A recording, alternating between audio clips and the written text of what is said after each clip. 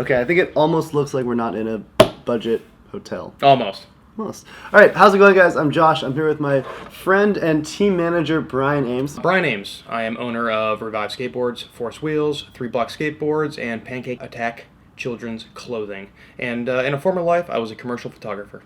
He's the boss right here. And we are on a skate trip right now. We've been in LA and San Francisco for the last week, and we've been taking a lot of photos, shooting a lot of skateboarding. So we wanted to talk about some of our images, how we shot them, techniques, equipment, editing, and all of that good stuff. So anyway, I'm going to do one of my images and 2 of his images. And then after that, we're going to do one for his channel where I go over 2 of my images and 1 of his. So if you want to check that out, there's going to be a link down below. Let's get this going. Side note, he has been killing it on this trip. He's been making some very good images. Super stoked on this guy right now. You have shots of me, don't you? I do. I have one of the photos I want to talk about is actually of you, and we shot it yesterday, like last spot of the day. Pretty quick, and it was super gnarly, so I'm pretty excited on that one. Do you want to start off with that? Yes, absolutely. So, last spot of the day, super crusty. You're from New York, and it felt like a New York spot. It was crusty. So even for New York standards, it was like this bump heel flip, but the rollaway was super crusty. We didn't have a broom or anything like that, so we literally just like used our feet to kind of like brush everything aside. I've earned some good blood blisters from this spot. It was worth it. But anyways, jumping into the image, I like to shoot my images super wide, even though I shot this image with my favorite lens, which is my 85-1.8.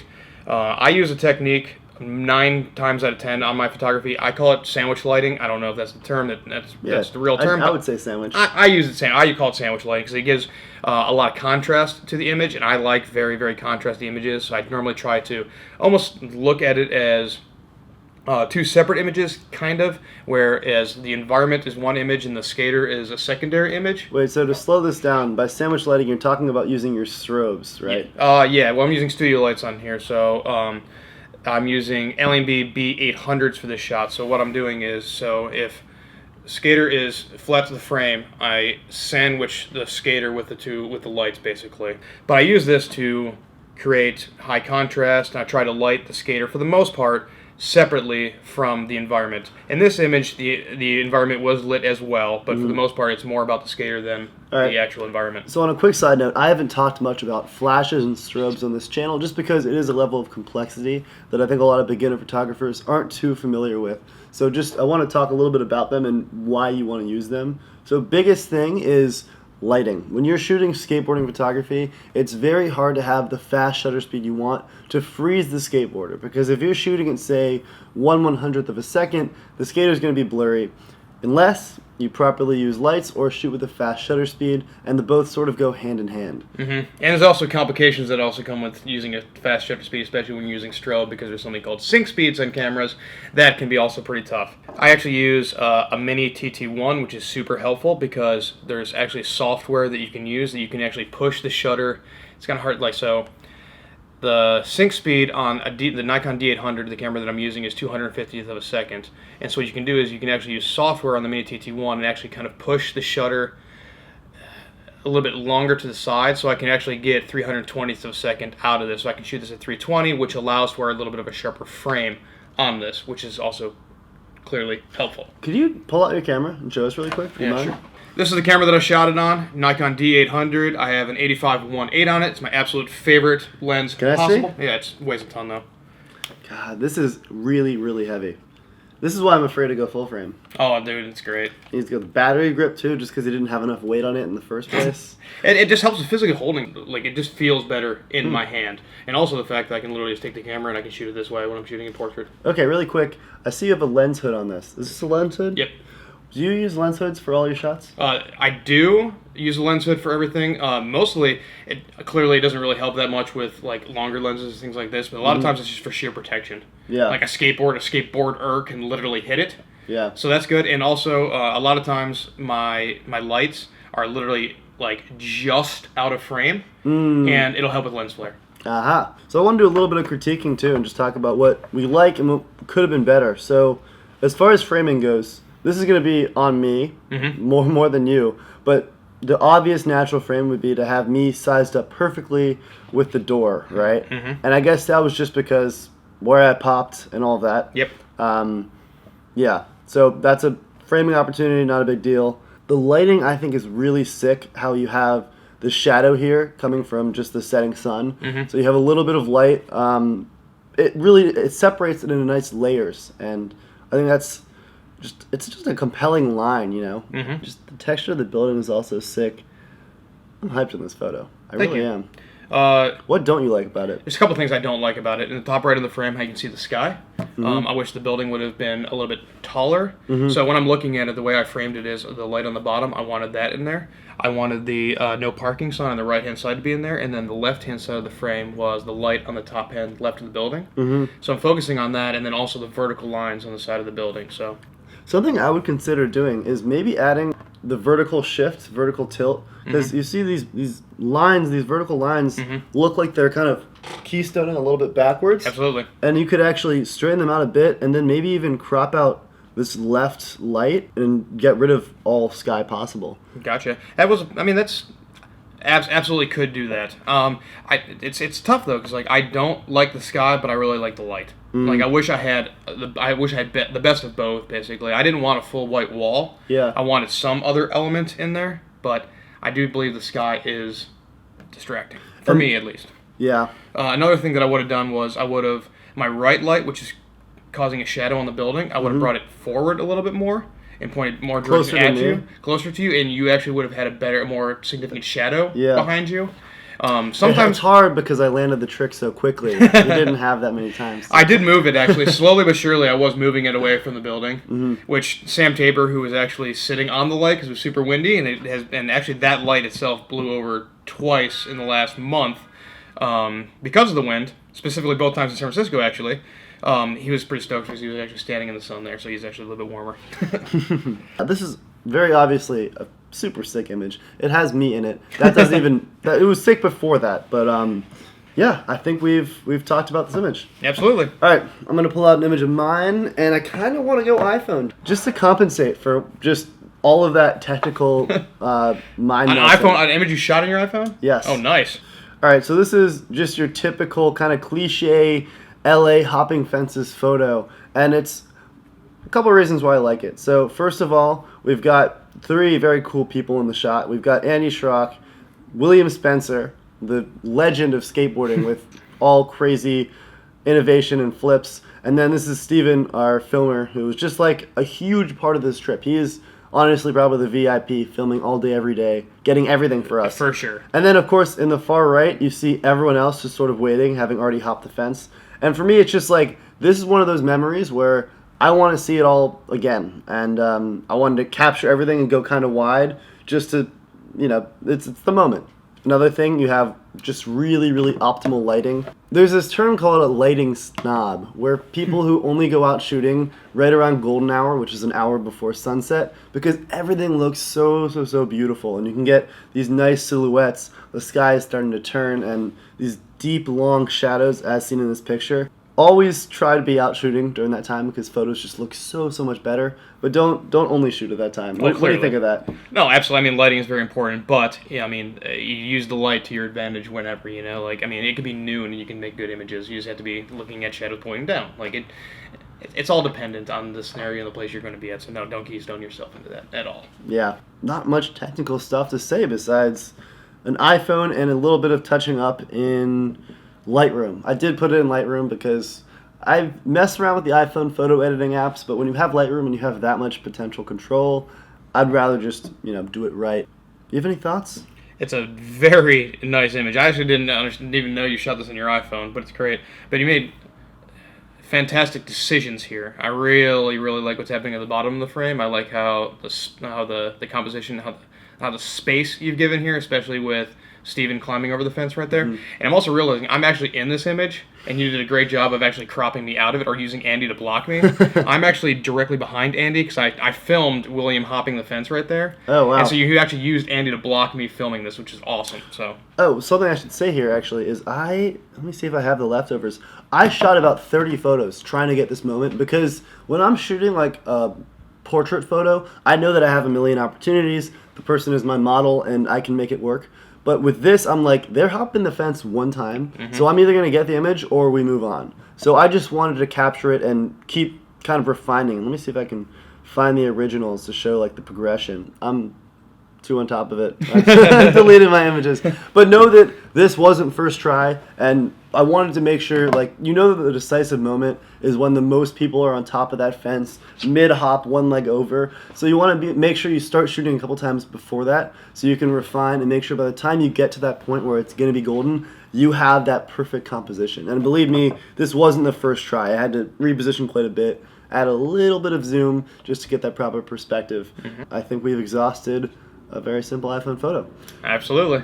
Well done, my friend. That is a great image. Thank you. And let's do one more of your shots. Okay. What do you have for me? This is the very first image that I shot on this trip. Which I am very much about, for the record. This is Sam Vestal doing a nose blunt on this. Is it a bump? Would you call this a bump to nose blunt? Flat to downhill. Very famous LA spot. Oh, absolutely. Yeah. So, but he actually did this first try. So I had one chance to get this image, actually. So he was warming up, so I did get a few frames of him actually warming up. But again, I'm using my sandwich lighting technique. This was actually a little bit more challenging for me to shoot. My lights are on the left-hand side behind this power box. Behind the blue power box? Yep, and then on the right-hand side behind the fence. You can actually see the shadow of the fence on the ground from when the light comes in. Something challenging on this. I don't know the exact range that my pocket wizards will go up to, but I think it's 200 feet. But I was getting a little bit of interference from the power box, the radio signal going through it. Whoa, so so my left light wasn't firing on some of the attempts. Because I'll get into it, but there's a slight critique of my composition. I'll get into it in a second. But I had to move forward about 10 feet for my light to fire. And luckily, the frame before this, he wasn't doing the nose blind yet. My left light didn't fire. And when I moved in 10 feet and shot the one that he landed, it fired. So I got pretty lucky on this. So as far as technical aspects, I'm using two White Lightning B800s, or my strobe lights on here. I've got the Pocket Wizard Plus X transceivers that are firing the lights, and again, my Mini TT1 on the camera firing it with my Nikon D800 81 or 85 1.8 lens. Trying to use lighting to isolate him from the background. So I tried to drop the background about one stop underexposed and bring some highlights to the side of him to give separation, especially since his white t-shirt is almost the same color as the building behind him. I did do a little perspective adjustments in post because I'm kind of a lot of times I'm pretty stickler for straight lines, and this entire school is crooked. The building in the background and the vertical line on the building in the foreground that's got the greens and the blues, those are vertical, but the overhang that he's currently under is crooked comparison, so I did grab the top of the image and drag it a little bit to correct that perspective control. And then I definitely brought saturation up. As far as composition, I would have preferred to see the entire rollaway and actually seen a little ground, so like you can still see the ramp on the bottom of it and the power box, and it's a little tight for my liking. So, but I had to move in. To explain that a little further, one reason why I would have liked to see a little more ground at the bottom is because right now, it looks almost as if there's this infinite ramp. Or it's like, is it flat ground? It's hard to tell. There's a little bit in the bottom right that helps, but yeah. Exactly. But so this is fine. The image is beautiful, and it's perfectly fine. But one thing I would have changed definitely is just a little more ground. And for this, it's subtle. But let's say you're skating a 10 stair, and you only film up to that last step. It's like, well, do these steps go on forever? You got to show the landing, and you got to show a little bit of the run-up too, just so you have the full idea of how the trick was performed. And, I mean, here, it's pretty obvious. So I think not a huge deal. I also like, one thing that always bothered me in photo classes I took was, like, assigning value and significance to, like, things that weren't supposed to have them there, but the blue pants and the blue just look really nice. That catches my eye. And then, of course, just Cali schools in these beautiful, like, light shades of green and pastel colors. Looks so nice. The blue and green, just, I'm also very happy that I was actually going to get a clean frame on this, because a lot of times it does not happen, especially on a trip like we are right now, where we have 8 guys in the van, and at this particular moment in time, there was 3 people actually skating this. So it's hard. You have to be kind of... You try not to be annoying, especially when people are trying a trick, but you're like, they're waiting in the background to be able to try their trick. So you have to be telling them, like, constantly, like, please make sure that you cannot see the camera. If you can see the camera can see you. So allowing to get a clean frame. You got the filmer, who's also shooting long lens. Thank God he's not shooting fisheye, because he's in it, which you'll see in an image that's on my channel later. Gonna have to call you out for a second, Brad. Sure. Just want to call some attention to this very, very blue sky. Oh yeah, bring up that saturation, man. What do you think of that? How do you decide when a sky is too blue? When the blues start to peak, I'll bring it right to the peaking. What is peaking? It's the absolute limit that the color, if you want to make it super technical, the absolute limit that the color profile that you're editing can handle it. When it goes full blue, that means that there is no more blue, and so if you were to make a print, it would be literally the printer would just be printing literally blue, and there's no texture left. So how do you know when it's peaking when you're editing? You can look at the color history of the histogram. Oh, and you can see the blue once it touches the top. That means that you've reached the end of that color space that you're editing in. Interesting. So this is really all personal style here. I personally would go little less saturation on the blue because it looks like it looks almost too perfect. But totally a style thing, and like, I mean, you got a beautiful image, man. I can't really critique it. Yeah. Thank you. I wonder if you should remove this little light box in the top right. It's a small thing, but just because you can't see the top of it, I'm curious if it's somewhat distracting. It's like a super easy fix in Lightroom or Photoshop. Yeah, absolutely. I normally don't remove elements in my images, but definitely consideration to be making for sure. All right, on that note, I want to talk about, we've had this argument before for Yes. fun. What is the perfect frame to use? Can you use an image in which the skateboarder didn't land the trick? Maybe he landed it later. Is it wrong to remove certain elements that aren't crucial to the photo? Say your friend's head is peeking up right behind the picnic table. Can you Photoshop that out? Is that fair game for a skate photo? What would you say? This is a very controversial subject that you're delving into. I know. We're talking about photojournalism ethics, basically. Yes. But what I want to talk about specifically is skate photography, does it fall under photojournalism? Or is it more abstract art, in which case it's sort of fair game? To me, I think it's photojournalism because when you're looking at the trick, the assumption is laid that that trick was landed. That is the assumption. That is what always will be assumed, no matter what. So the most important thing for me when I'm shooting a skateboard photo is to make it as realistic to what actually happened as humanly possible. And the closer that I can obtain that, the better. So I will do everything in my power to use the actual image that was actually landed. And like today, every single photo that we're looking at today, and whether it's the one on your channel here or the one that's going to be on my channel later, it was the actual land. So Vestal landed this, and generally speaking, that has the best style in the trick because the person executed their trick to the best of their ability because they landed it.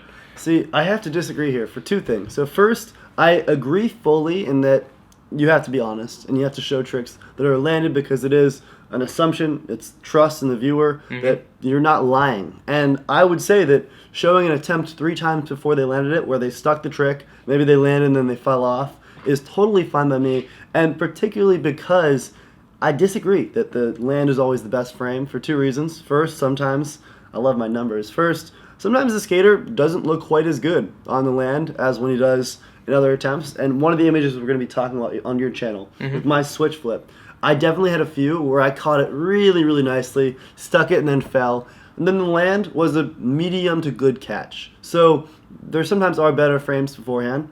And second is the photographer doesn't always nail the shot. And sometimes you might have a really, really sick frame from the attempt before they land it, and it doesn't turn out great on, maybe I'm speaking more to myself, but I would say it's perfectly fair game to use an attempt that didn't land, as long as they landed the trick at some point. I agree. I agree that is something that you can do. I just try as hard as I possibly can not to do that, but absolutely viable.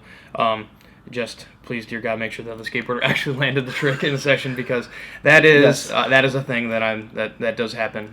Do not run pictures that have not been landed, please. We can agree on that one. I think that was a really great brief discussion. We've argued about this for extended periods of time. Yes. But I think just for the sake of brevity, we're going to leave it at that. And the main thing here is skateboarding photojournalism? And if you're curious, there actually is a website where you can look at all of the photojournalism ethics, which are actually fully defined. And it's interesting to think about how those would apply to skateboarding.